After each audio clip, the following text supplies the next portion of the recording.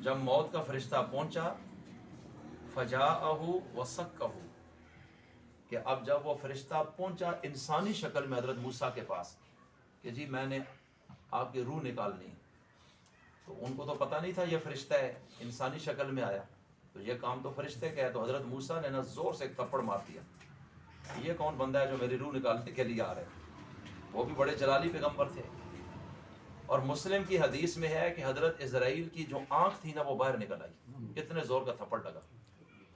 اور علماء نے یہ وجہ لکھی ہے کہ حضرت موسیٰ علیہ السلام نے سمجھا یہ کوئی انسان ہے اور آ کر کہتے جی روح نکالنی ہے، تو اس سے پہلے میں اس کی روح نکال دوں نا۔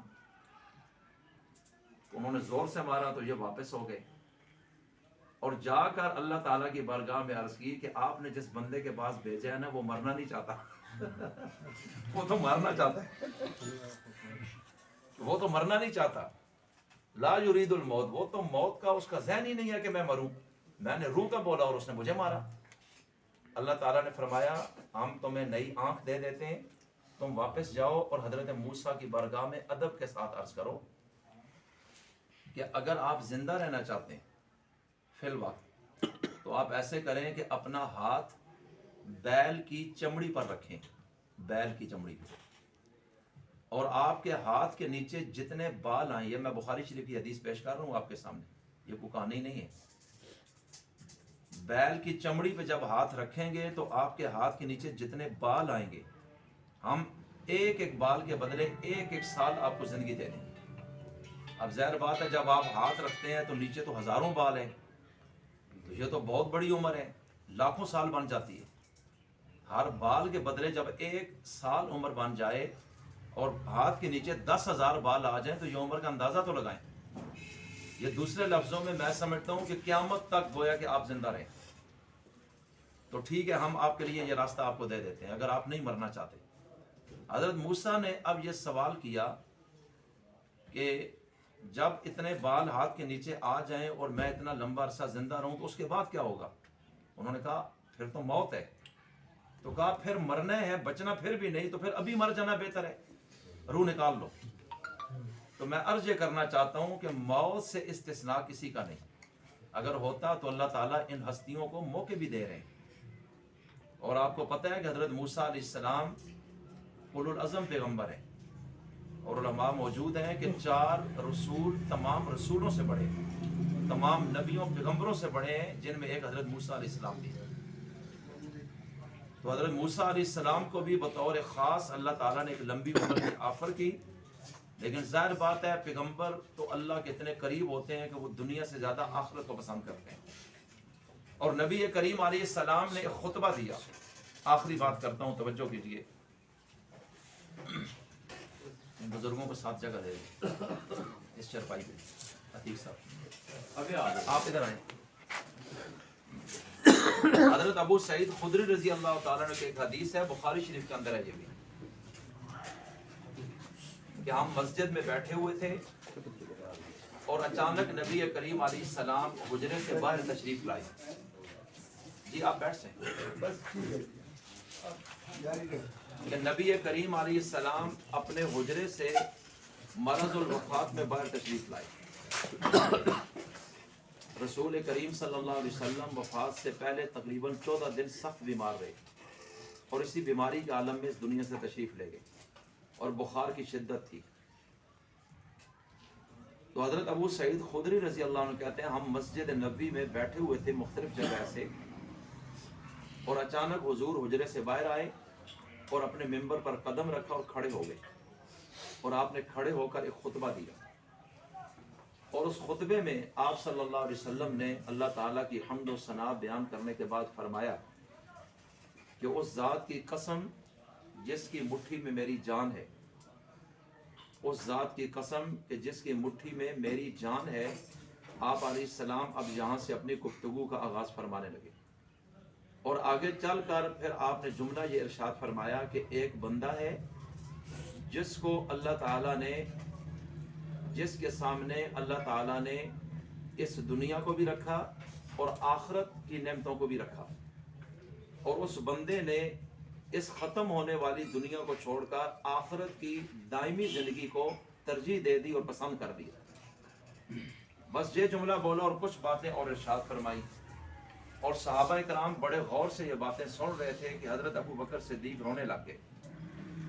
صحابہ کرام حیران ہیں کہ اللہ کے رسول نے تو ایسی بات کوئی نہیں کی جس سے کوئی بندہ روئے، اور امام الصحابہ حضرت صدیق اکبر زار و قطار رو رہے ہیں، اور ساتھ کیا بول رہے ہیں کہ اے پیغمبر آپ مہربانی کریں، آپ اس طرح غم والی خبر ہمیں نہ سنائیں،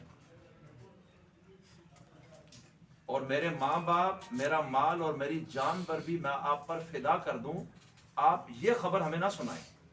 اور صحابہ حیران تھے کہ اللہ کے رسول نے تو ایسی کوئی بات نہیں کی، یہ کسی بندے کی مثال دے رہے ہیں۔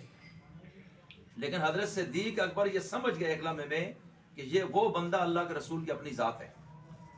آپ نے ڈائریکٹ اپنا نہیں بولا، آپ نے فرمایا ایک بندے کو اللہ نے یہ کیا اور اس نے آخرت کو اختیار کر دی، اور کچھ نصیحتیں فرمائیں، اور یہ فوراً بھانپ گئے کہ یہ جو بندہ ہے یہ یہی شخصیت ہے، اور یہ اللہ کے رسول اپنی موت کی خبر دے رہے ہیں کہ میں دنیا سے جانے والا ہوں۔ تو میں عرض یہ کرنا چاہتا ہوں کہ نبی کریم علیہ السلام کے سامنے بھی باقاعدہ اللہ تعالیٰ نے اس چیز کو پیش کیا کہ اگر آپ رہنا چاہتے ہیں تو ہم آپ کو قیامت تک اس دنیا میں رکھتے ہیں، اور اگر آپ جانا چاہتے ہیں تو آپ علیہ السلام نے اسی وقت اللہ کی برگاہ میں جانے کو پسند کیا۔ حضرت موسیٰ علیہ السلام کو بھی میں نے بتا دیا، جو نیک لوگ ہوتے ہیں تو موت کے وقت ان کو خوشی ہوتی ہے، اور وہ بڑی آسانی سے کہتے ہیں جی ہم تیار ہیں۔ اللہ اور بندوں کے ساتھ ان کے معاملات میں کوئی فرق نہیں، ہر لمحے وہ اس طرح تیار ہے کہ بے شک فرشتہ آ جائے۔ اور دوسری بات یہ عرض کرنی ہے کہ ہمیں بھی ان کے نقش قدم پر چل کر ہر وقت اپنے آپ کو اس پوزیشن پر رکھنا چاہیے کہ اگر کسی وقت بھی موت آ جائے تو ہمیں آگے پریشانی نہ بنے۔ اس لیے اللہ کے ساتھ اور اس کی مخلوق کے ساتھ معاملات درست رکھنے چاہیے کہ موت پوچھ کر نہیں آئے گی، اور جب آئے گی تو ٹلے گی نہیں۔ اور اللہ تعالیٰ نے بس یہی چیزیں ہمیں بتائیں۔ تو حاجی عبدالرزاق صاحب رحمۃ اللہ علیہ نے جتنا وقت پورا کیا، یہ دراصل ان کا وقت دنیا میں لکھا ہوا تھا، اور جس لمحے گئے اللہ تعالیٰ کے حکم سے وہی وقت لکھا ہوا تھا۔ اور جب کوئی ایمان کے ساتھ جاتا ہے تو اس سے بڑی خوشخبری کوئی نہیں اور نعمت نہیں۔ اس لیے مرنے والے پر اگر وہ مسلمان ہے، پچھلوں کو ماتم کرنا حرام ہے، بے صبری کرنا، جزا فضا کرنا، گریبان پھاڑنا، رخساروں پہ تھپڑ مارنا، بال نوچنا، ہائے وائے جزا فضا، جاہلیت کے دور میں جس طرح نوے اور بین ہوتے تھے، اس چیز کو حرام کر دیا۔ اس لیے کہ مسلمان کے لیے تو دنیا قید خانہ ہے، اور اس کو تو ابھی آزادی مل رہی ہے۔ تو فرمایا جب ایک بندہ قید سے نکل کے آزاد ہو رہا ہے تو وہ موقع کیا اچھلنے کودنے اور پیٹنے کا ہے، یا یہ موقع اس کے لیے خوشی کا ہے؟ اس لیے مسلمان کے لیے کم از کم ماتم اور ان چیزوں کو حرام کر دیا۔ یہ بے صبری میں آتا ہے، اللہ کے حکم کے ساتھ یہ فیصلہ ہوا ہے اور تمہیں اللہ کے حکم پہ راضی رہ جانا چاہیے۔ اور جب بھی کسی کو کوئی خبر ملے کسی کی اس طرح کی، تو اس کو فوری طور پہ پہلے مرلے میں اس خبر کے ملنے کے ساتھ صبر اختیار کرنا چاہیے، اور صبر ہائی وہ جو صدمہ اولا کے وقت اختیار کیا جائے، ورنہ پہلے بہت بندہ شریعت کے خلاف اعمال اور افعال کرے اور 2-4 ہفتے بعد کہ جی بس جیسے اللہ راضی میں راضی، تو یہ صبر نہیں ہے۔ اللہ کہتا ہے جب تیرے بس میں کچھ نہیں رہا، تو نیک مان رہا ہے میرے سامنے، جب تجھے یہ خبر ملی تھی تو اس وقت تو نے یہ کیوں نہیں کہا اللہ میں راضی ہوں؟ اور قرآن کریم کیا کہتا ہے؟ وَبَشِّرِ الصَّابِرِينَ، کہ جو صبر کرنے والے لوگ ہیں ان کو خوشخبری دیں۔ الَّذِينَ إِذَا أَصَابَتْهُمْ مُصِیبَہ، کہ جب ان کو مصیبت پہنچی، آزمائش آئی اور خبر ملی، اسی لمحے انہوں نے کہا اِنَّا لِلَّهِ وَإِنَّا إِلَیْهِ راجعون۔ یہ ہیں اصل میں صبر کرنے والے۔ اولئک علیہم صلوات من ربہم ورحمہ، اور اللہ کہتے ہیں یہ جو صبر کرنے والے لوگ ہیں، جس پر آزمائش آئی وہ تو دنیا سے چلا گیا۔ پچھلوں کا بھی ایک امتحان ہے صبر کا، کہ دنیا میں ہر وقت انسان امتحان میں ہے، یا وہ شکر کے امتحان سے گزر رہا ہے یا وہ صبر کے۔ اللہ اگر نعمت دے رہا ہے تو یہ اس کے لیے شکر کا مرحلہ ہے، اور اللہ آزمائے گا کہ شکر کرتا ہے یا نہیں، اور اگر اللہ چھین رہا ہے تو یہ صبر کا موقع ہے، اور اللہ اب پھر دیکھتا ہے کہ میرا بندہ کیا کر رہا ہے، اس کا میرے بارے میں کیا گمان ہے۔ اگر دونوں امتحانوں میں انسان کامیاب ہو جاتا ہے تو یہ اصل میں کامیاب انسان ہے۔ اور اللہ تعالیٰ فرماتے ہیں صبر کرنے والوں کو خوشخبری دیں، کس چیز کی؟ اولئک علیہم صلوات من ربہم ورحمہ، کہ ان پر میری خاص رحمتیں بھی ہیں اور ان پر میری عام رحمتیں بھی ہیں۔ اولئک هم المہتدون، اور یہی وہ لوگ ہیں جو اصل میں ہدایت پر قائم ہیں اور ہدایت یافتہ لوگ ہیں، اور یہ کامیاب لوگ ہیں۔ اللہ تعالیٰ مجھے اور آپ کو بھی شریعت کے احکامات کو ہر موقع پر مد نظر رکھنے کی توفیق عطا فرمائے. حاجی عبدالرزاق صاحب کی قبر کو اللہ منور فرمائے اور پسماندگان کو صبر جمیل اور اجر جزیل نصیب فرمائے.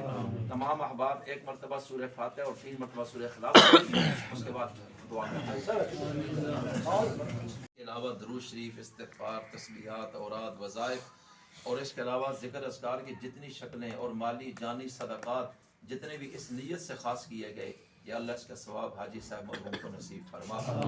یا اللہ عمومیت سے تمام امت مسلمہ کو نصیب فرما. یا اللہ ہمیں بھی اسلام والی زندگی اور ایمان والی موت عطا فرما. یا اللہ حاجی صاحب